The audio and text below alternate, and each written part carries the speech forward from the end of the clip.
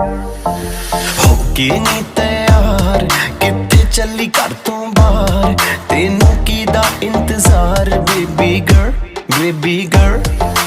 हो के नी